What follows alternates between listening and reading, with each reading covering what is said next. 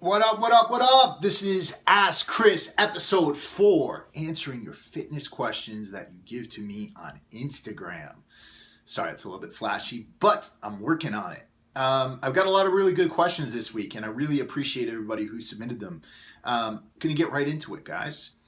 First things first, Daniel Gatsky. He said, Chris, what's your favorite recovery meal after a mean leg day? Well, there's this popular misconception that you need to really junk out on junk food after a really mean workout in order to recover properly.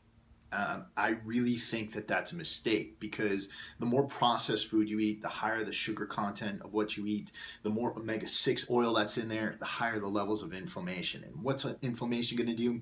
That is going to delay your recovery process. You want acute inflammation from the workout, but you don't want that total body chronic inflammation that's going to create the achy joints, the achy knees, and that's going to put your body into a world of hurt. So what I like to do after a really hard workout is if I've done like a really hard leg day and I haven't had carbs for a few days, I'll put a half a cup of white rice in there, and that's about 23.5 grams of carbohydrate, and that'll help a little bit. But most of the time after a really hard workout, I just eat what I normally would eat. I really like my chicken dish that I put out on a video a week or two ago. Yeah, it's a chicken dish that I fry up the chicken with some lemon and some olive oil and some butter. Good. I do a lot of grass-fed beef, do a lot of vegetables, and that's my main thing. I don't rely on junk food or carbs to recover from a workout because it's false logic. Malik Shabazz, are ZMA worth buying? Why do I look bigger but weigh less? ZMA, I've never actually used it, so I'm not going to comment on it. I don't think it's necessary or anything like that, but I've never personally used it, so if it works for you, it works for you. But why do I look bigger but weigh less?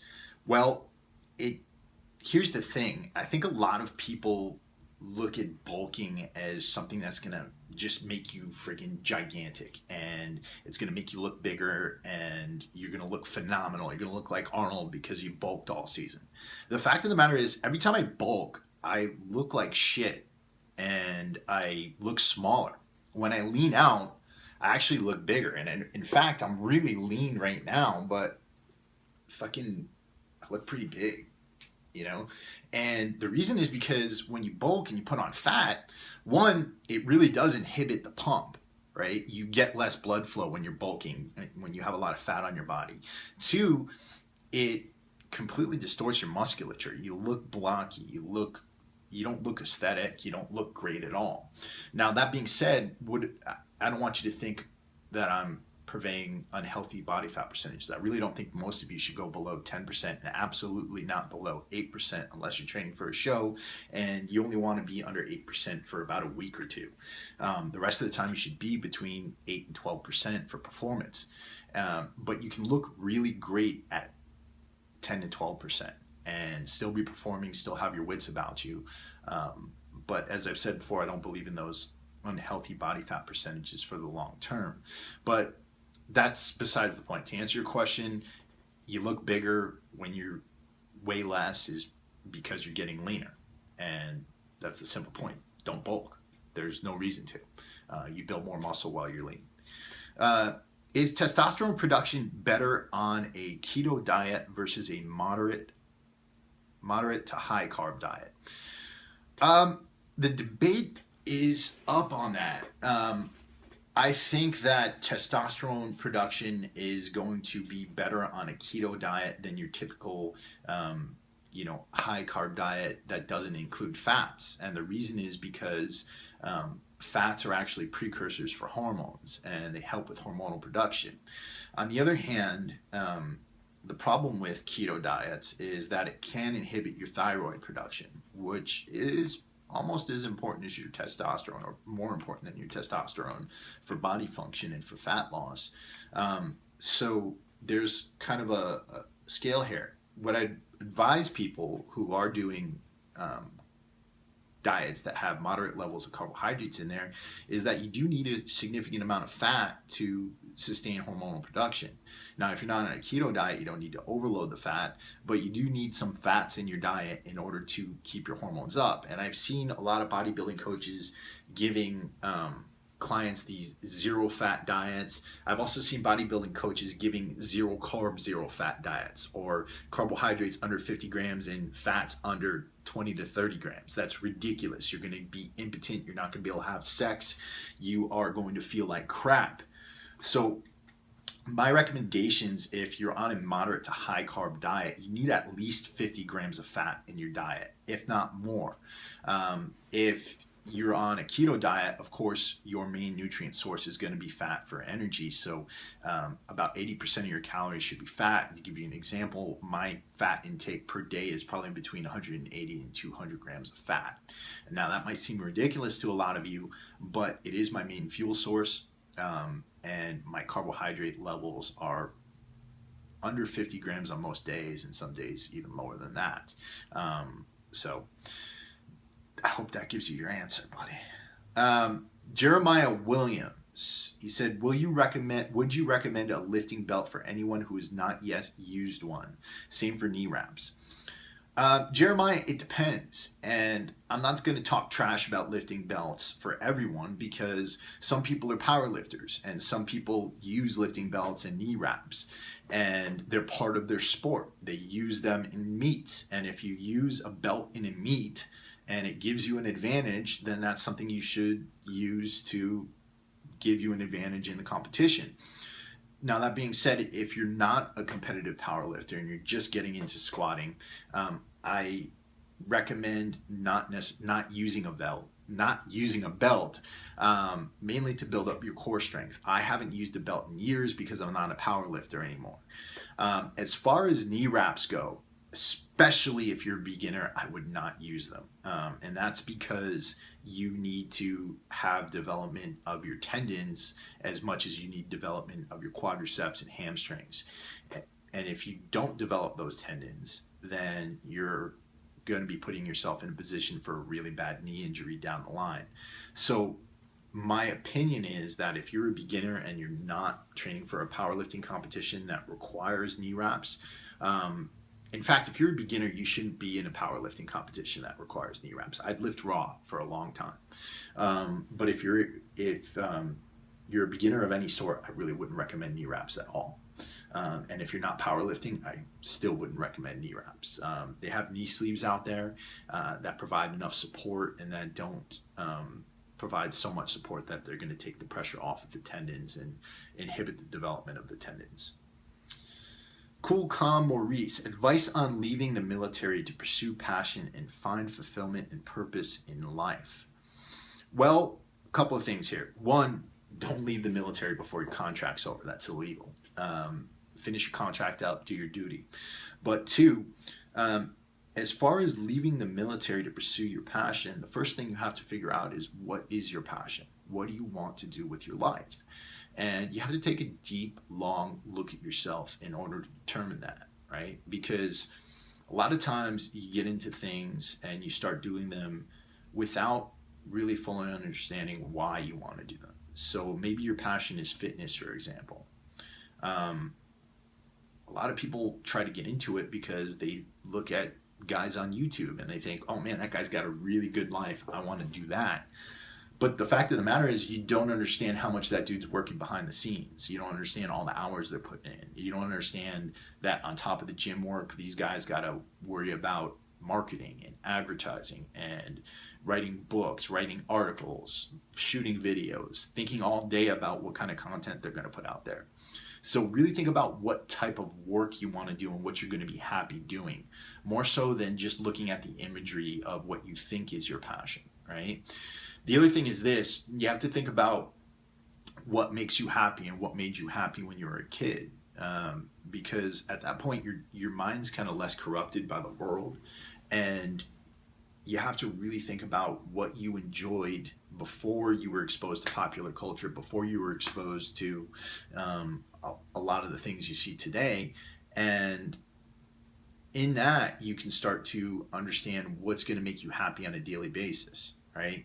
So one of the reasons why I do fitness is because I'd been training since the time I was 11 or 12, and it was the one thing that I always loved to do, and I loved helping people and helping people achieve great things, and that was part of my DNA.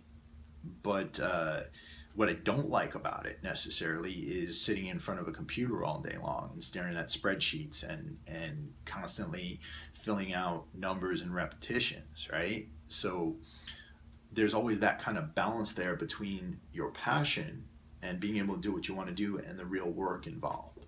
And I still love it, and I wouldn't trade it for the world, but you have to understand what the positives and negatives are in everything. But finish your contract first, brother.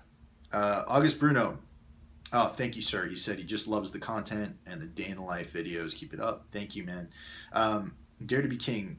Pros and cons of intermittent fasting. Well, just like I said about keto, the pros of intermittent fasting are you're consuming less calories, and you don't really have to worry about eating meals 8 times a day or measuring everything out or anything like that, because you're always in a caloric deficit. The downside to that is that there is the possibility of damaging your thyroid and inhibiting thyroid hormone production, which can slow down your metabolism.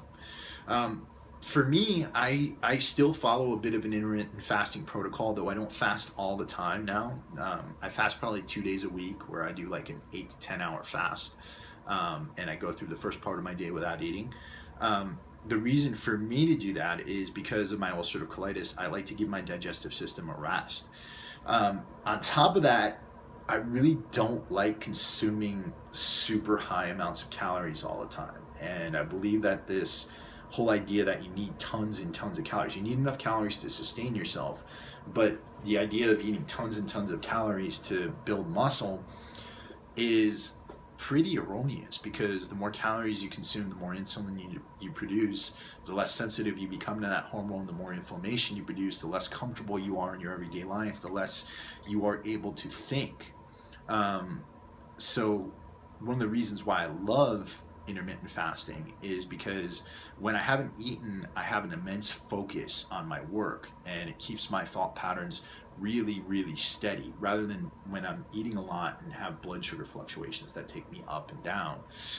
But again, if you are intermittent fasting, I would be consuming a lot of selenium-rich foods like Brazil nuts and green vegetables in order to sustain my thought processes, or in order to sustain thyroid production, not thought processes. On top of that, I think a lot of intermittent fasters fall into the mistake of thinking that they can eat junk when they do break their fast, and that's a dangerous slide to slide down, because you can again still develop insulin resistance just like anybody else who would be eating junk. In fact, it would make you more prone to insulin resistance because the immense amount of insulin being secreted, and because of your fasting, your cells could be less used to responding to the hormone insulin. And these are all just theories that have been put out there. But I would do an intelligent intermittent fasting protocol, one that's filled with tons of micronutrients, tons of nutrient-dense foods, and taking care of my hormonal health, getting my blood checked all the time, and making sure that I'm taking supplements that are going to support my micronutritional deficiencies. Philly cheesesteaks for life. I'm already intermittent fasting from 11 a.m. to 4 p.m. I work out at 2:30 p.m. I want to start working out at 4 a.m. Keep my same fasting window. Is that too long to eat after my workout?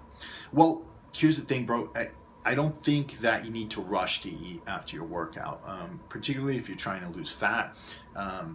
Spending some time without eating after your workout can actually help you to become more insulin sensitive, and help your body to absorb the nutrients better when you do take them in. What I would say is also that a lot of times when you're eating right after your workout, that draws blood to your digestive system and takes it away from your muscles, where it needs to be in order to start the repair process. So I think that waiting a little bit after you train can actually help recovery. So the whole idea of the anabolic window after workout. I think that's complete bullshit. If you really, really were worried about that, what I would do is I would get some essential amino acids, not branched chain amino acids, but essential amino acids that has the 8 different that has all the essential amino acids that you need to repair tissue. Then I would take those after the workout. Okay, and then M. Miked, do you think keto diet is better than high carb diet for your low carb? Oh, do you think that the keto diet is better than the high carb diet for your colitis? Did you try high carb after you got diagnosed with colitis? Yes, I did. I was a competitive bodybuilder at the time, and I was competing in Muscle Mania, and so I was still on like the 8 meal a day protocol, where I was eating a lot of brown rice, I was eating a lot of sweet potatoes, and I was having them almost at every meal. Granted, my calories were very low, and I was consuming very minimal fat.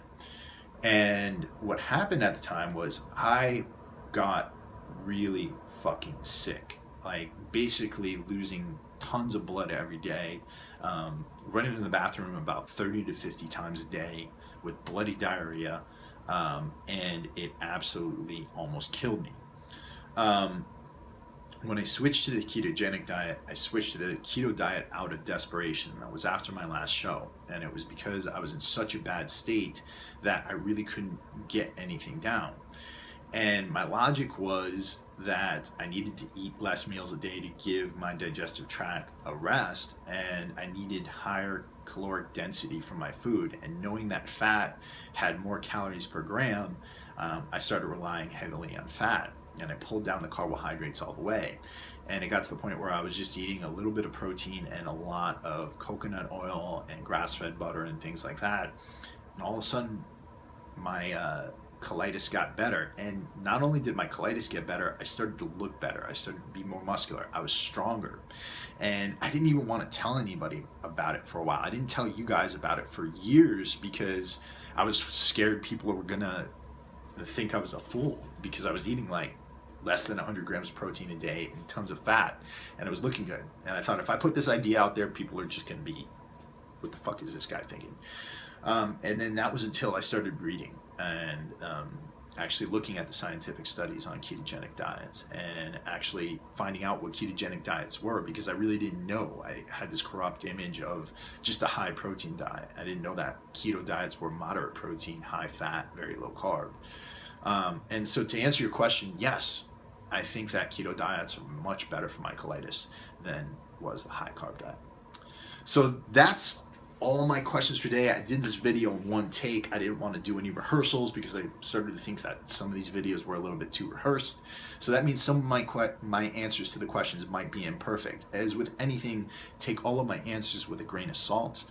Also want to let you guys know that I'm still running my free month special with the Mastermind Training Group. If you guys are interested in that, check out the link below, and I'll give you a promo code to get your free month with us. All right. Have a happy new year. Peace.